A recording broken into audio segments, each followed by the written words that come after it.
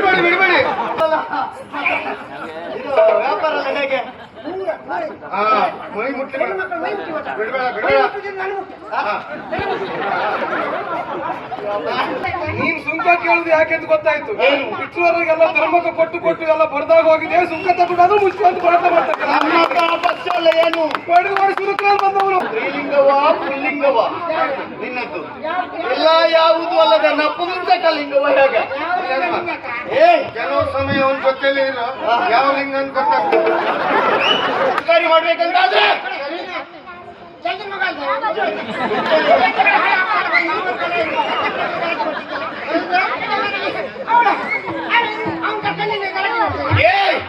ನಾನು ತುಂಗೆ ಮಗಳಲ್ಲ, ನಾನು ಬಸವಣ್ಣನ ಮಗಳು.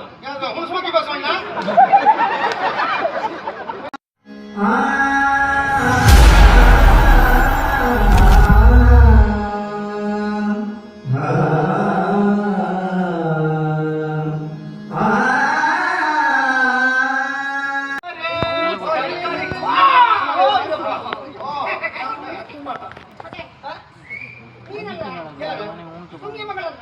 ತುಂಗಿ ಮಗಳ ಜಲ್ದಿನ ತುಂಗಿ ಗುರ್ತಲ್ಲ ಐತಿ ನಿಮ್ಗೆ?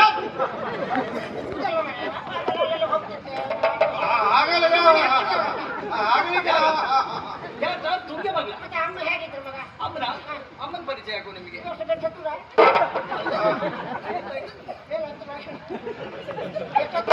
ಅಂದ್ರೆ ಆರೋಗ್ಯದಿದ್ದಾರೆ, ವಯಸ್ಸಾಯ್ತು. ಹೌದು, ನೀನು ಹೇಳಿದಾಗೆ ನಾನು ತುಂಗೆ ಮಗಳಲ್ಲ, ನಾನು ಬಸವಣ್ಣನ ಮಗಳು.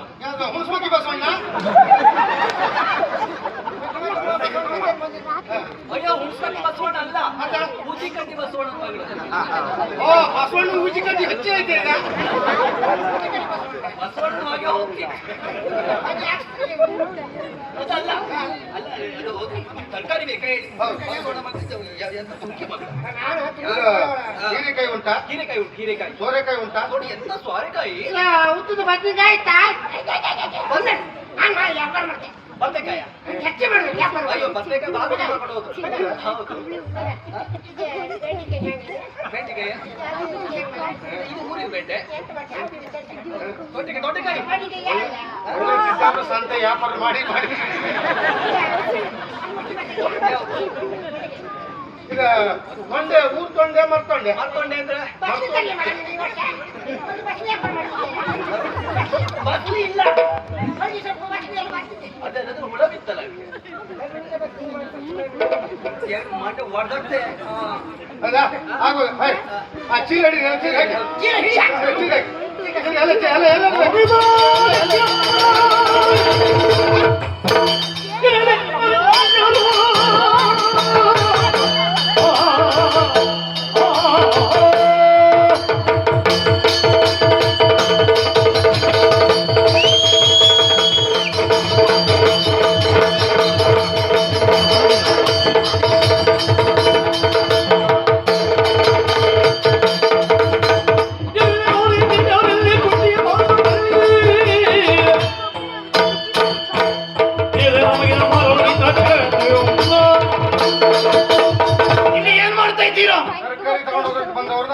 ಮೊದಲು ನಾವು ತಗೊಂಡು ಆಮೇಲೆ ನೀವು ತಗೊಳ್ಳಿ.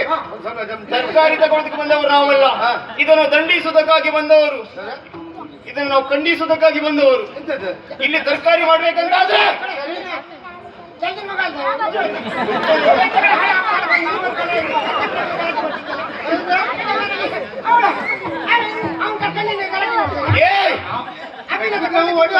ವ್ಯಾಪಾರ ಮಾಡ್ಬೇಕಂದ್ರೆ ನಂಗೆ ಸುಂಕ ಕೊಡ್ಬೇಕು.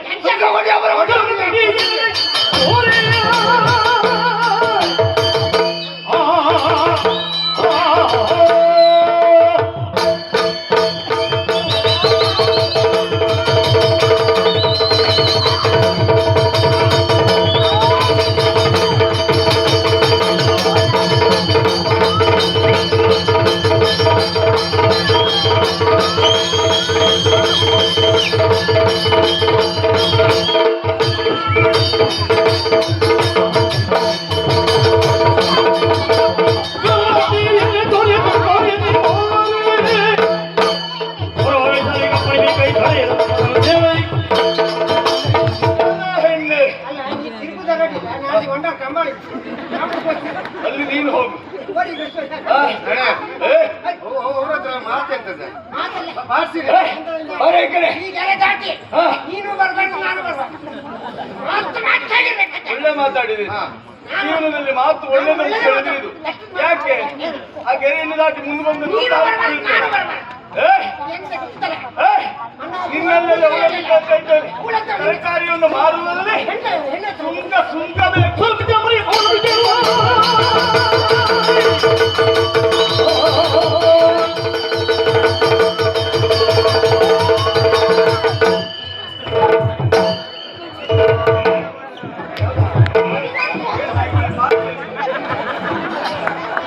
ಹೊಡಿಲಿಕ್ಕೆ ಬಂದಿದ್ದಾರೆ ಮರ, ನೀವು ದೈ ಹಾಕ್ತಿದ್ರೆ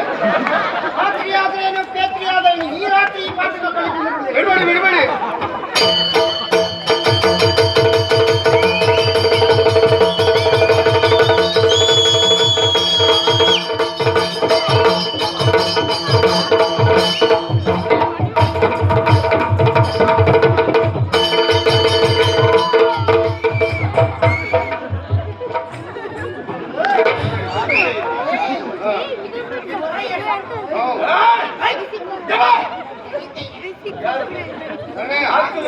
ನರಣ್ಯ ಪೆಟ್ಟಿಗೆ ಮೇಲಿತ್ತು, ಜಾಗ್ರತೆ ಮಾಡಿ.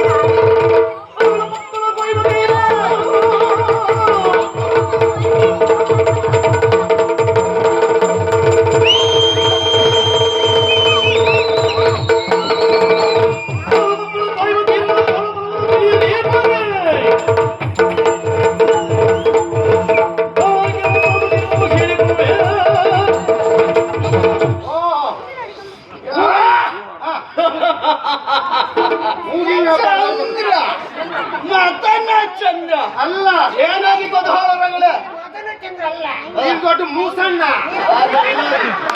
ಇದೇ ಕೆಲಸ ನೀವು ಮಾಡಿದ್ರೆ ನೀವೇ ಹೇಳಿದಂತಹ ಪದ ಉಪಯೋಗಿಸ್ಬೇಕು. ನಾವು ನಮ್ಮಂತವರು ಈ ಸುಮವನ್ನ ಆಕ್ರಮಿಸುವುದೇನುವಾಗ ಹೇಳ್ಬೇಕು ಬಿಟ್ರೆ ನೀವ್ ಹೇಳಿದ ಪದ ಪ್ರಯೋಗವೆನ್ನುವುದು ನಮ್ಮ ಪಾಲಿಗೆ ಸಮಂಜಸ ಆಗುವುದಿಲ್ಲ. ಏನ್ ಮಾಡ್ತಾ ಇದ್ದೀರಾ ನೀವು? ನಾನು ಕಳುಕೊಟ್ಟ ತಾಳು ಮಕ್ಕಳನ್ನ ಹೊಡೆದು ಓಡಿಸಿದವರು ನೀವಿದ್ದೀರಿ. ಮುಟ್ಟಬೇಡ. ಏನು ಈ ಚಂದ್ರನಿಗೆ, ಮದನ ಚಂದ್ರನಿಗೆ ನನ್ನದ್ದೇ ಆದಂತ ಯೋಗ್ಯತೆ ಎನ್ನುವುದುಂಟೇನು? ನಿನ್ನದ್ದೇನು ಸ್ತ್ರೀಲಿಂಗವ ಪುಲ್ಲಿಂಗವ? ನಿನ್ನದ್ದು ಎಲ್ಲ ಯಾವುದು ಅಲ್ಲದ ನಪುಂಸಕ ಲಿಂಗವ? ಹೇಗೆ? ಕೆಲವು ಸಮಯ ಒಂದ್ ಜೊತೆಲಿ ಯಾವ ಲಿಂಗ ಅಂತ ಗೊತ್ತಾಗ್ತದೆ. ಅಲ್ಲ, ಇಷ್ಟರವರೆಗೆ ನೀನೇ ಅವರ ಜೊತೆ ಇದ್ದವನು. ನಿನಗೆ ಗೊತ್ತಾಯ್ತಾ? ಅಂದ್ರೆ ಕೆಲವು ಸಮಯ ನೀನು ಕೂಡ ಬಿಡ. ಹಾಗಲ್ಲ. ಏನು ರಗಳ ನಿಮ್ಮದ್ದು? ರಗಳ ಇಲ್ಲ, ನಾವು ತರಕಾರಿ ಕೊಂಡು ಹೋಗ್ಲಿಕ್ಕೆ ಬಂದವು. ಅವರಿಬ್ಬರು ಬಂದು ತಡೆಯುತ್ತಾ ತೂಕ ಕೊಡಬೇಕು ಎನ್ನುವ ಹಾಗೆ. ತರಕಾರಿ ಕೊಂಡು ಹೋಗ್ಲಿಕ್ಕೆ ಬಂದವರು? ತರಕಾರಿ ವ್ಯಾಪಾರಕ್ಕೆ ಬಂದವರು ಯಾರು? ಅಲ್ಲ, ವ್ಯಾಪಾರ ಮಾಡ್ಲಿಕ್ಕೆ ಬಂದವರು ಯಾರು? ಯಾರು? ತರಕಾರಿ ಅವಳು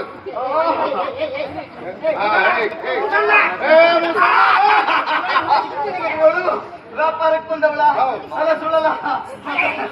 ಇದು ವ್ಯಾಪಾರ ಅಲ್ಲ. ಹೇಗೆ?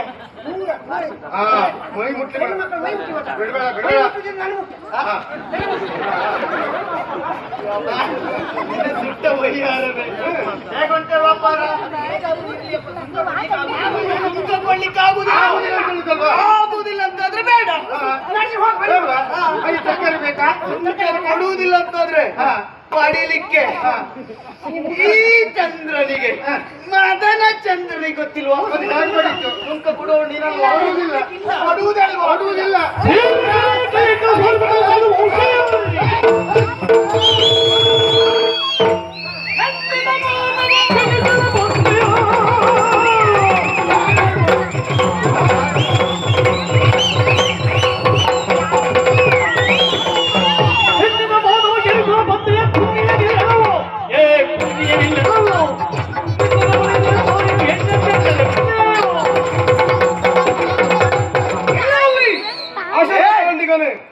ನೀನ್ ಜೀವಮಾನ ಪೂರ್ತಿ ಇದ್ರೆಲ್ಲ ಕಳ್ಕೊಡ್ತೀನಿ ವ್ಯವಹಾರವೇ ನನಗೆ ಅರ್ಥ ಆಗಲ್ಲ. ಹಾ. ಈ ಜೀವಕ್ಕೆ ಸತ್ವ ಬಂದದಿದ್ರೆ ಮೂಸಣ್ಣ ಮಾಡಿ. ಇದರಿಂದಲೇ ಏನ್ ಮಾಡಿ ಮೂಸಣ್ಣ ಮಾಡಿ. ಈಗ ಏನು ಇದು ಮಾಣಿಕ್ಯಪುರ. ಹಾ. ಇಲ್ಲಿಯ ಸರಪಂಚನ ಮಗ ನಾನು ವಂಶಿ ಇದ್ದೇನೆ. ಬರುವಲ್ಲಿ ಉದ್ದೇಶ ಏನು ಗೊತ್ತಾ? ಏನ್? ಇನ್ನು ಹಾಗೆ ಎಲ್ಲ ತಿರುಗಾಟ ಮಾಡಿ ಯಾರೆಲ್ಲ ಗಲಾಟೆ ಮಾಡೋದಕ್ಕೆ ಬಂದವನಲ್ಲ ನಾನು. ಆಹಾ. ಕುಲವೀಕ್ಷಣೆಗಾಗಿ ಬಂದಂತ ಈ ಕಾಲದಲ್ಲಿ ಹಾ. ಅಪರ್ಯಾತ ಹೆಣ್ಣಪ್ಪಳ ಸೀರಸನಿಗೆ ಕೈಕಿ ಎಳೆದಾಯ್ತಾ ಇದೆಯಲ್ಲ. ಹಾ. ಏನ್? ನಮ್ಮ ನಾಡು ನುಡಿ ನಮ್ಮ ಸಂಸ್ಕೃತಿ ನಮ್ಮ ಭಾಷೆ ಎನ್ನುವುದು ಹಾ. ಮತ್ತೊಬ್ಬರಿಗೆ ಆದರ್ಶವಾಗಿರಬೇಕು ವಿನಃ ಹಾ. ಮತ್ತೊಬ್ಬರಿಗೆ ಅಪಾಯವನ್ನು ಸೂಚಿಸಬಾರದು. ಗೊತ್ತಾರ ನಿನಗೆ? ಚೆನ್ನಾಗಿ ತಿಳಿದುಕೋ. ಏನ್? ಹೆಣ್ಣಿಗೆ ವಿಶೇಷವಾದ ಗೌರವ ಕೊಟ್ಟಂತ ದೇಶ ಯಾವುದು ಕೇಳಿದ್ರೆ ಹಾ. ಅದು ನಮ್ಮ ಹೆಮ್ಮೆಯ ಭಾರತ. ಓಹೋ. ಹೆಣ್ಣಿಗೆ ವಿಶೇಷವಾದ ಮಣ್ಣಿನ ಕೊಟ್ಟಂತ ದೇಶ ಯಾವುದು ಕೇಳಿದ್ರೆ ಅದು ನಮ್ಮ ಹೆಮ್ಮೆಯ ಭಾರತ. ಒಂದು ಅನ್ನವನ್ನು ದೇವರಿಗೆ ಪೂಜಿಸುತ್ತ ಸಂಸ್ಕೃತಿಯಲ್ಲಿ ಕೇಳಿದ್ರೆ ಅದು ನಮ್ಮ ಹೆಮ್ಮೆಯ ಭಾರತದಲ್ಲಿ. ಹೆಣ್ಣು ಹೊನ್ನು ಮಣ್ಣಿಗೆ ಗೌರವ ಕೊಡುತ್ತಾ ಈ ನಾಡಿನಲ್ಲಿ ಹೆಣ್ಣಿನ ಕುರಿತಾಗಿ ಅವಾಚ್ಯವಾಗಿ ಆಡಿದ್ರೆ ಕಡ್ದು ಹಾಕಿ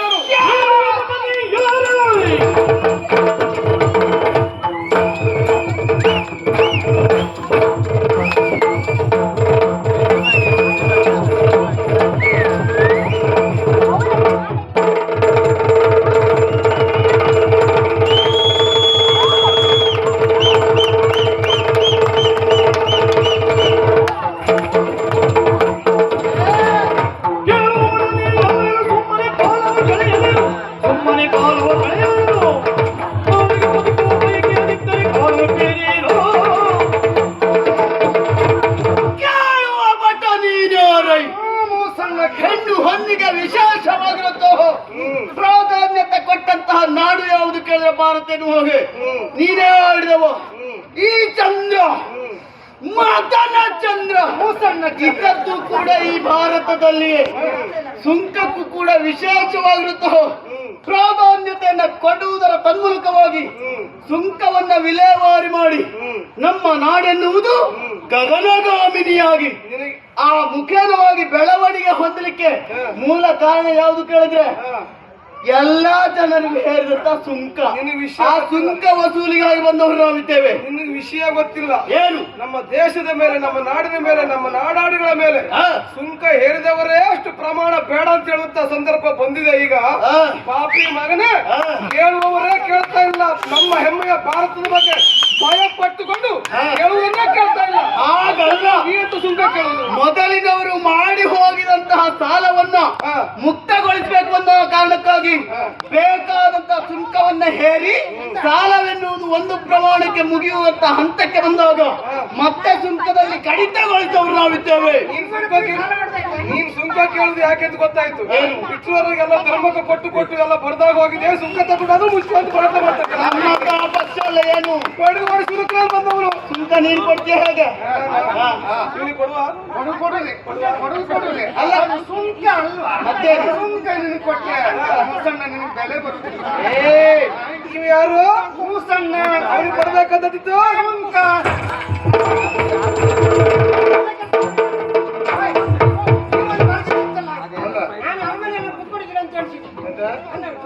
ನೀನು ನಾಚಿಕೆ ನೀನು ಗಂಡಲ್ವಾ? ಕೈಯಲ್ಲಿ ಆಗದ ಹೋದ ಗಂಡ ಆದ್ರೂ ಸಹ ತನ್ನ ಹೆಂಡತಿಯ ಮೇಲೆ ಅನ್ಯರೊಬ್ಬ ಆಕ್ರಮಿಸುವುದಕ್ಕೆ ಬಂದಂತ ಕಾಲಕ್ಕೆ ತನ್ನ ಹೂಂಕಾರದ ಮೂಲಕವಾಗಿ ಭಯಪಡಿಸುತ್ತಾ ಪ್ರಯತ್ನ ಮಾಡ್ತಾನೆ. ನಾನು ಹೊಡಿತೇನೆ ಅಂತ ಹೋದೆ, ನೀನ್ ನಿಂತ್ಕೊಳ್ಳ. ಯಜಮಾನ ನಾನು, ನಿನಗೆ ಹೇಳುವವ ನಾನು. ಬೆಟಿಗೆ ಮೇಲುಂಟು, ನೀನ್ ನನಗೆ ಎಂತ ಹೇಳುದು? ಬೆಟಿಕೆ ಮೇಲಿದ್ದವರೆಲ್ಲ ಯಜಮಾನಿಕೆ ಮಾಡ್ಲಿಕ್ಕೆ ಯೋಗ್ಯರಲ್ಲ. ಯಜಮಾನಿಕೆ ಮಾಡುವುದಕ್ಕೆ ಅರ್ಹತೆ ಒಂದು ಮಾನದಂಡ ಅನುಭವ ಅಂತಿರ್ತದೆ. ಅದಿದ್ರೆ ಮಾತ್ರ ಪೆಟ್ಟಿಗೆ ಮೇಲಿದ್ರು ಕೂತ್ಕೊಳ್ಳಿಕ್ಕೆ ನನಗೆ ಗೊತ್ತುಂಟು ಅಂತಿದ್ದ. ನಾವು ತರಕಾರಿ ಕೊಂಡು ಹೋಗ್ಲಿಕ್ಕೆ ಬಂದವು. ಅದೇ ಸಂದರ್ಭಕ್ಕೆ ಬಂದು ಗಲಾಟೆ ಮಾಡ್ತಾ ಇದ್ದ. ಸುಂಕ ಕೊಡುವ ಹೊಡಿತಿದ್ದೇವೆ. ಕೆಲಸ ಮಾಡ್ತಿದ್ದೆ. ಅವ ಮುಸ್ಕಾಯ್ಕೊಂಡು ಅವನಿಗೆ ಹೊಡಿತಿದ್ದ.